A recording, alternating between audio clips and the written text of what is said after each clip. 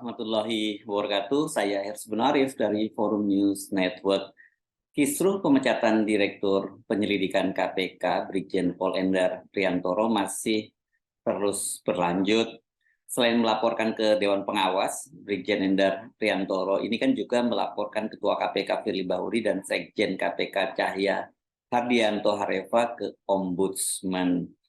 Ini jadi Brigjen Endar menganggap bahwa pemecatannya itu secara administratif itu salah dan karena itu dia melaporkannya ke Ombudsman.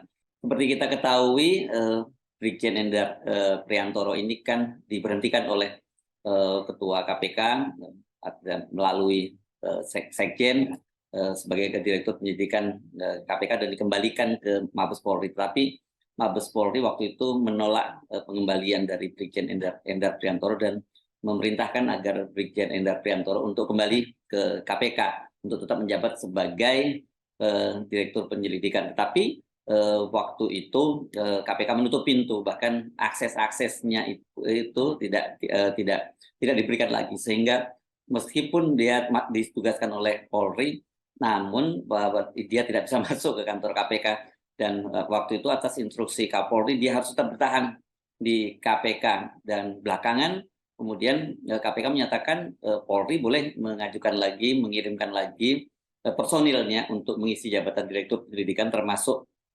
Brigjen Endar Priantoro ini, tetapi dengan catatan harus mengikuti seleksi kembali. Nah, ini yang dianggap ini merupakan sikap yang arogan dari pimpinan KPK karena bagaimanapun juga kan ini Brigjen Endar Priantoro itu ditugaskan oleh pimpinan Polri, dalam hal ini Kapolri Jenderal Listio Sigit Prabowo, dan kalau kemudian diminta untuk ikut seleksi lagi kan dia sudah lulus seleksi dan dia sudah menjalani posisi sebagai Direktur Penyelidikan, apalagi menurut penilaian Dewan Pengawas, berdasarkan penilaian dari Dewan Pengawas tidak ada kode etik yang pernah dilanggar oleh Brigjen Endar Priantoro. Jadi sebenarnya dia memenuhi syarat untuk menjadi Direktur Penyelidikan.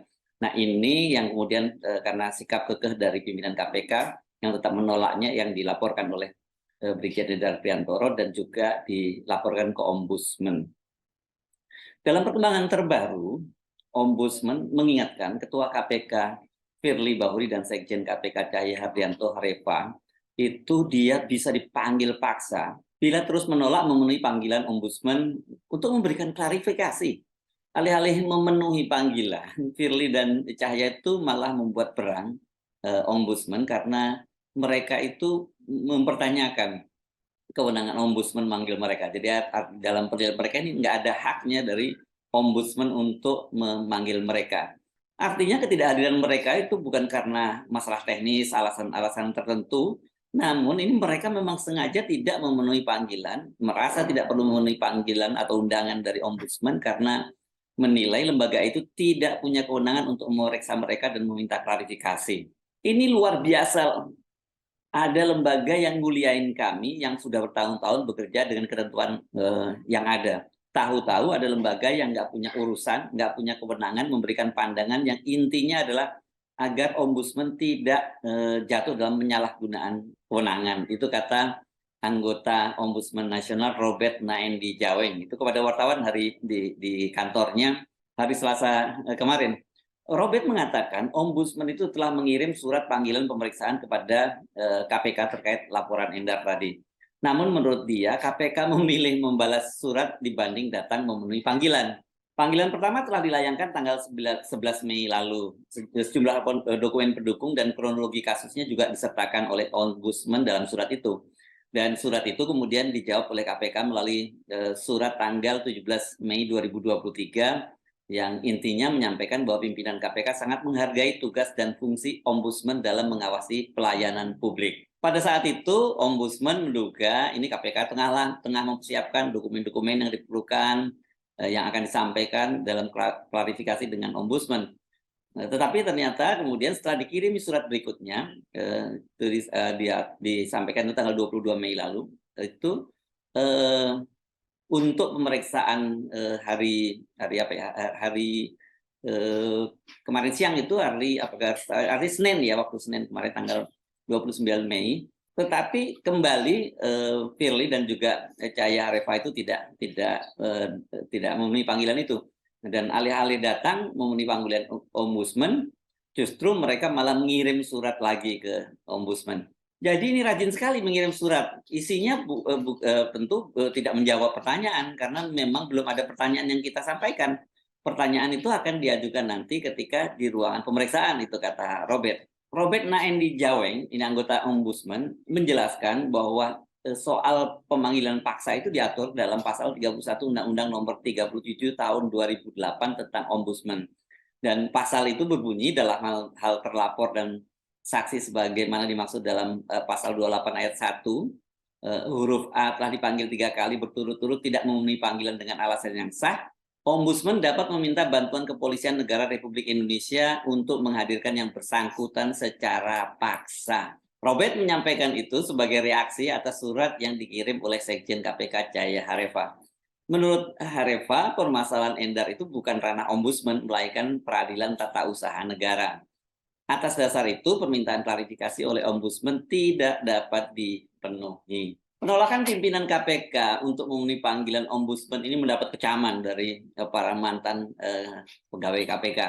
Nah, kami menilai penolakan oleh KPK terkait pemeriksaan kasus dugaan maladministrasi dalam pemberhentian Brigjen Endar Priantoro dari KPK merupakan bentuk pengulangan kesekian kalinya pimpinan KPK dan perangkatnya tidak patuh hukum. Itu kata Ketua IM 57 Plus Institut M. Praswatnugraha. Itu dia menyampaikan keterangan tertulisnya hari ini, hari Rabu tanggal 31 Mei 2023. Tindakan KPK yang menolak untuk kooperatif dalam kasus ini justru semakin menguatkan dugaan bahwa memang nyata terjadi tindakan maladministrasi dan tindakan sewenang-wenang dalam proses pemberhentian Brigjen Endar Priantoro dari KPK, itu tegas Praswat. Kecaman serupa juga sudah disampaikan oleh ini mantan Ketua Wadah Pegawai KPK Yudi Purnomo. Dia meminta KPK jangan buat gaduh, datangi saja Ombudsman, kan dekat, jalan kaki juga bisa, kata Yudi kepada wartawan. Itu kemarin ya, di Selasa tanggal 30 Mei 2023. Ini kedua kantornya rupanya Ombudsman dan KPK ini berada dalam satu area ya di kawasan Kuningan, Jakarta Selatan. KPK sebagai penegak hukum, kata Yudi, harus memberi contoh bagaimana kehidupan bernegara berdasarkan tata kelola pemerintahan yang baik, bukan ranah KPK menginterpretasikan kewenangan Ombudsman, ujar Yudi. Yudi mengatakan pemanggilan dari Ombudsman seharusnya menjadi momen bagi KPK untuk memberikan klarifikasi yang runut perihal polemik pencopotan Endar Priantoro dari jabatan Direktur Penyelidikan KPK. Bahwa Ombudsman mengundang KPK atas laporan Brigjen Endar artinya Ombudsman memberikan kesempatan kepada KPK untuk mengklarifikasi pemberhentian dan pencopotan yang bersangkutan. Jika KPK merasa benar, mengapa takut datang? Yudi mengingatkan sikap pimpinan KPK yang waktu itu bersedia mendatangi Ombudsman saat kisruh tes wawasan kebangsaan. Namun hal itu ternyata sekarang kok tidak dilakukan kembali ketika berlangsung polemik kasus pencopotan Brigjen Endar. Yudi menduga mungkin KPK trauma ketika dulu Ombudsman berhasil membongkar adanya maladministrasi proses tes wawasan kebangsaan yang saat itu menyingkirkan 57 pegawai dari KPK. Saat itu saja KPK datang ke Ombudsman, kok sekarang tidak? Ini kan aneh katanya. Nah, ini ini sangat menarik ya, karena masih ada kesempatan sekali lagi bagi Ombudsman untuk kalau berdasarkan undang-undang untuk melayangkan surat panggilan lagi terhadap Firly dan Cahaya Harefa, dan bila kemudian mereka masih mangkir lagi, maka secara berdasarkan undang-undang ini bisa dipanggil secara paksa, yang memanggil, dan itu dibantu dengan polisi. Apakah itu yang akan terjadi gitu ya? Tapi sekali lagi kasus ini menunjukkan betapa ini ada kesan yang sangat arogan dari pimpinan KPK, nganggep lembaga lain itu kelihatannya nggak level lah, bisa manggil-manggil gua, kira-kira begitu ya.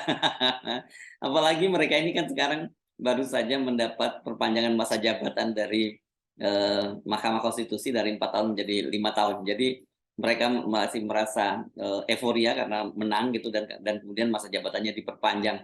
Saya Sebenarnya Arif dari Forum News Network. Sampai jumpa lagi. Wassalamualaikum warahmatullahi wabarakatuh.